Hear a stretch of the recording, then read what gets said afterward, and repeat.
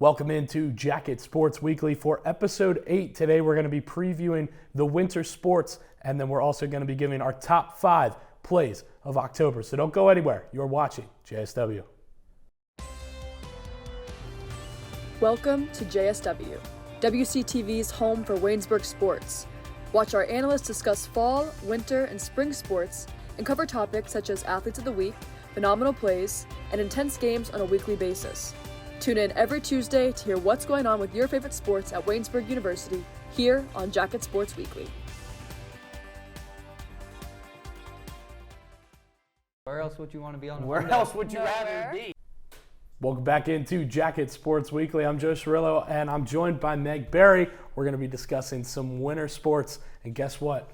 Basketball's back, Basketball baby. season's back, baby. I genuinely have never been more excited in my entire life. That's a crazy statement. I know, because who doesn't love Woo basketball? I mean, come on. I'm not hearing anything from anybody. Yeah, so. exactly. Quiet in the studio, absolutely quiet in the studio, because everybody loves Waynesburg's basketball. Everybody loves it. Right? So why do we love it? Because it's awesome and they're good. So let's start off with the men, shall we? Let's. Last year, 14-12 overall in the season, 11-9 in the conference, made it to the first round of the playoffs. Unfortunately, was a home game. Was the first time since 2020 it was a home game. So just to remind you all, 2020 was when COVID happened. So It was a while ago. home playoff game meant the two teams. There was no crowd. It's not like they had people cheering them on. So this was like their first time in a really long time that they were put in an atmosphere where they had that rockin' Rudy that we're used to. And unfortunately, though, it was a tight game. They lost 65-58 to Grove City in the first round of the playoffs. And it brought back some key players, though, and it kind of lit a fire under them to do better this year. And so who are some of those key turners for this men's team? Well, I mean, there's one guy that you have to mention, Anton Baker. Obviously. Without a doubt. You have to mention him. He's just been a stud that entire year. And then especially going into this year, wow, just exciting. Yeah. You've been able to talk with him, especially about what we're looking forward to from him, which we'll get into a little bit more. But also, Jalen Davis returning. Has not been back to number 5, though. He switched up his number. He is now, I believe, number 24. Yeah, which is kind of weird. Which is quite a switch up for us. But hey, I don't know how I feel about it, but it's fine. And He's still the same Jalen Davis, so it's fine. And then Corey Mitchum, who I think has grown into this leadership role. I mean, he definitely was a leader kind of in that late season of last year, and I think he's been growing into it a lot more. So those are some key returners. That's what I have written down on my end, too, for Corey, is he brings that positive attitude to the team. And that's what you need in a leadership position. You need a positive attitude, especially in the game of basketball. You can't let one mistake ruin your whole game. You have to, as we say on this show all the time, memory of a goldfish. You have to have a memory of a goldfish in one ear and out the other and forget about it, because basketball is such a fast-paced game and you can't let one mistake just trip you up for the rest of the game.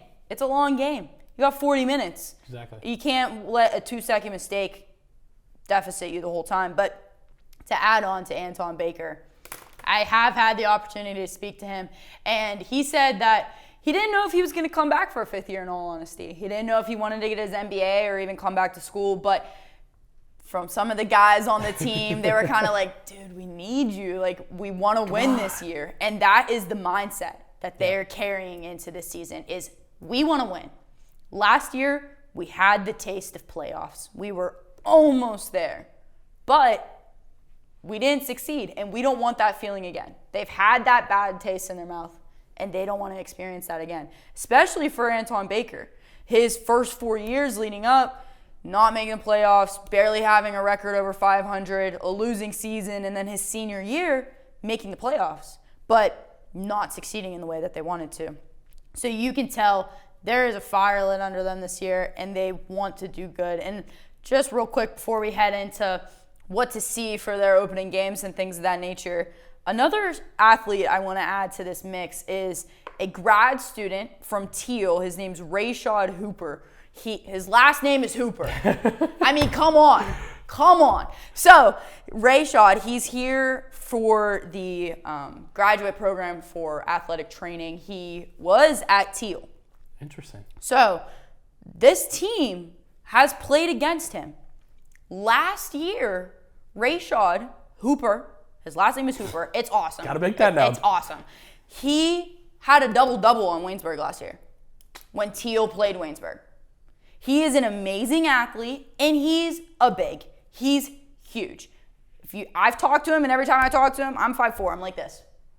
That's how I'm talking to him, because that's how tall he is, right? So between him and Anton Baker and Jalen Davis, they have the height this year. And not only do they have the height, but they have the depth. And I really think we're looking for a really good men's season. And with that depth, they did have a few losses on the team. Jordan McLeod, he was a transfer. He transferred in, was here for a season, transferred back out, went back to Randolph College. So all success to him. We love him up here. We definitely miss him, and I know that the team does miss him. But also with seniors and graduates, Bryson Wilt, Jansen Knotts, Ryan Felberg, and Jake Scheit, all players that have had significant roles, especially in last year. They were some good key starters and some that were just good key bench players that would come in and out. But with that, moving on from those losses, although the losses are big, I think that the returners and then also the additions they've made, I think, outweigh those losses. But looking to the schedule ahead, their first game is going to be on November 9th at Stevenson College in Maryland, close to my home. Unfortunately, not close to here at all. So we will not be able to see their their opener, but we will be seeing them at home against Oberlin on November 16th. They'll also have a game in between those, Pitt Greensburg, which is also away on November 12th. Yeah, and then to transition into women's basketball, last season was honestly kind of a rebuild season, I want to call it, simply because it was such a young team. And it still is this year. Last year, the starting 5, 4 of them were freshmen. So this year, those freshmen are now sophomores. So it's still a really, really young team. Last year, they were 6-19 overall, 5-15 in the pack, with their conference wins coming from Franciscan. They beat Franciscan twice. They beat Teal twice and Bethany once last year. So those were their 5 PAC conference wins. But it's still a really young team. You have key returners in our co-producer, Mia Hankins, and Tori Wezolowski, Callista Friday, Kayla Howard, Kara McFadden, and Jules Moorbacher. Out of those 6 athletes I just mentioned, 5 of them are underclassmen. 5, it's a young team. And for it being such a young team, they've honestly built and they've had a bit of success to build off of coming into this year. I completely agree. And I mean, the biggest thing also is that there's a lot of juniors on this team. And I believe there's only 1 or 2 seniors. And with those seniors, the only one that I can see starting and playing consistent is Maddie Dayton, in which she's also going to have a big aspect into this team. But the biggest thing is that, as you said, a lot of them are sophomores. Yeah. And there's a lot of added freshmen into this team as well. The one player that I wanted to highlight, because we never was able to see her at all last year due to an injury, Liv Amons will be back onto the court for her junior year, and I'm very excited to see her play out. I have not been able to see her play at all. The only time I was able to was over the summer during a summer camp, where we asked her, hey, you want to come back and play? And she's like, I'd be more than happy to. I haven't played in a year. So I'm definitely excited to see her get added into that starting 5 position, or maybe even just a bench player to come in and out. But even with the starting 5 or 6 that we have here of returners, it's very exciting to see, especially because we know how good this team played last year. Are they going to continue with it, or are they going to need some time, as they did last time, to kind of adjust, understand what they're wanting to do, and then move forward? Yeah, it's definitely going to be a period of growth for this team. Their first game, they will open up with Pitt Greensburg on November 9th, and then a couple more games in between at home and a few on the road. But their first PAC game is going to be at Grove City on November 26th. So 3 to 4 non-conference games before that first PAC matchup. But that's going to transition us into wrestling. And we not only get to talk about men's wrestling, which we do a lot up here, but we get to talk about women's wrestling now here First at time Waynesburg ever. University. First time on YouTube. I think, women's wrestling at Waynesburg. I think it's awesome. It's great. So, I love it. do you want to talk about that first? Well, let's keep it going. Because Yeah. here's the thing. Western PA, it is one of the richest places for wrestling. Yeah. And how we didn't have a women's wrestling program before baffles me. Yeah. I really don't understand. Especially like my high school, it got so big at my high school that the girls team is bigger than the boys team. Exactly. There's stuff like that. So with this, we have a MMA fighter, a former MMA fighter. Crazy. As our coach. Like what? I don't want to go anywhere near her office if I don't have to. Yeah, personally, no. Because I don't want to. She could flick me and it would hurt. Yeah, probably. Carly Thomas. I mean, she's so sweet though. Been able to run into her multiple times on different occasions, and she's so passionate about this, and she's so passionate about being able to be the first coach on this team and being able to bring this program to life at Waynesburg.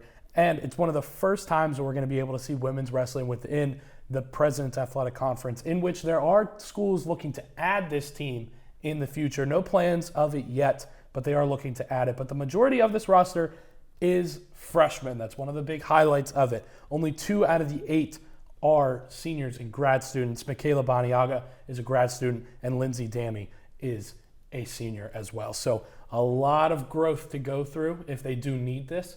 But again, we've never seen this before here. So it could be something great. It could be something we just don't really know much about. And on top of that, with these freshmen coming in, every single one of them wrestled in high school. Yeah. So they have that experience. It's just, it is going to be a little bit of a tougher transition coming from the high school level to the college level. So it's going to be a growth year. Obviously, that's what happens when you bring a new sport in.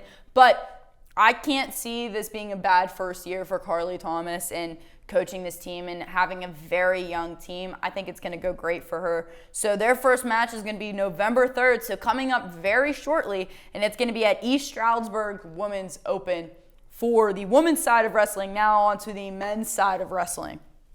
Last year they finished 3rd in the PAC.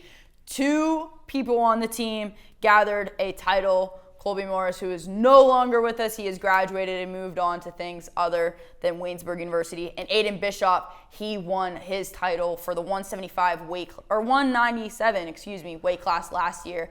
That's what he won his title in for the PAC. But him, along with Seth Adams, we have to talk about him, obviously, got 2nd in his weight class last year at the PAC Championships. And Jesse Orban, who was seconds away from a PAC title last year in his weight class. Those are so close.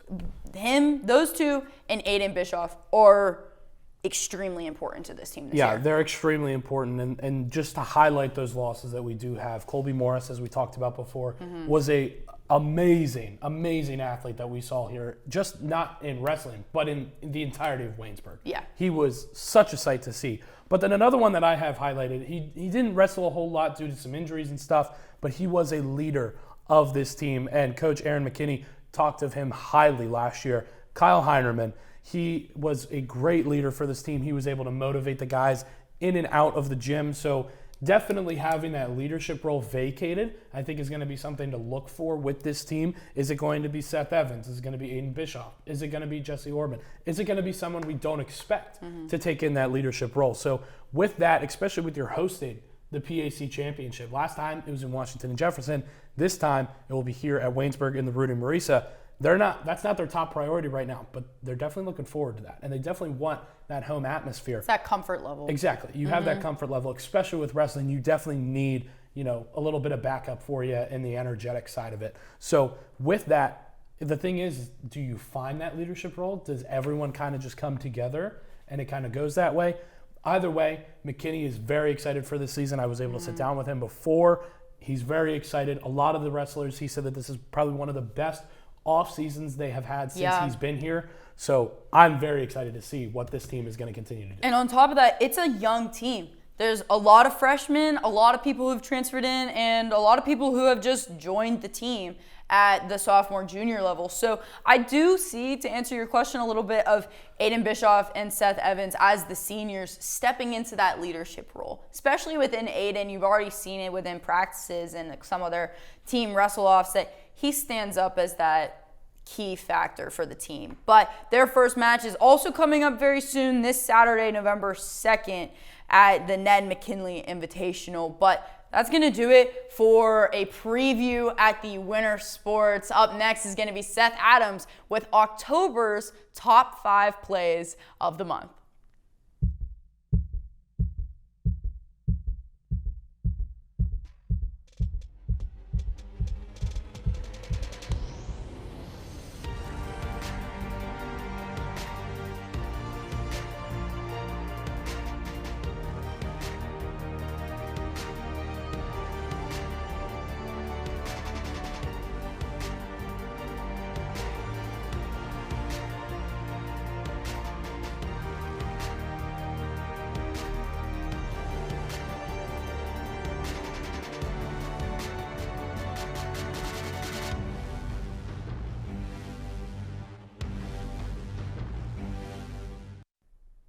Welcome back into Jacket Sports Weekly. I'm Seth Adams, and it's time for October's top 5 plays of the month. Let's get right into it. Let's head over to the Rudy Marisa Fieldhouse. Some volleyball action. Waynesburg versus Westminster, tied 2-2 in the set. Now look at this. Westminster, they get a pretty good defensive play here. I mean, they're going to get it over, but this is where Waynesburg really strikes. Paige Cowsley gets the setup to Christina Zadrozny. Boom, that's a kill. Athlete of the week, that's what she gets right there. And now we're going to head over to the soccer pitch. Demery Livingston scores the first goal of the game against Geneva on Saturday. I mean, let's just take a look at it right here, folks. There's no score right here. About 15 minutes in, we're going to get a pass right down on the near sideline. Look at the space that she got. One-on-one with the goalie. Easy stuff, kicks it aside. The senior gets a goal on senior day. Awesome stuff right there. Then we're going to head to the men's soccer side. Freshman Josh Smith is going to get a goal against Franciscan, who was very high seeded at the time. Let's take a look at it. The captains going back and forth. Connor Jacobs, Seth Masadi. Seth Masadi with a centering pass. Josh Smith comes in and finishes with only 5 minutes left to go. They tie the game 1-1. Now let's head to Saturday. Waynesburg had a huge game against Allegheny. Let's take a look at what Zane Cawley did on this play.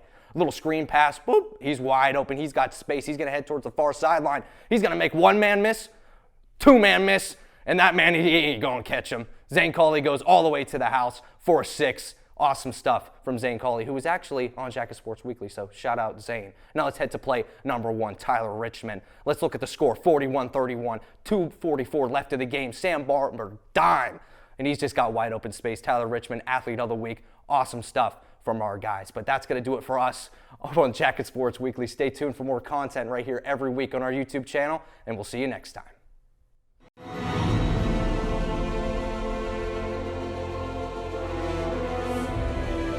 This has been a production of Waynesburg Community Television.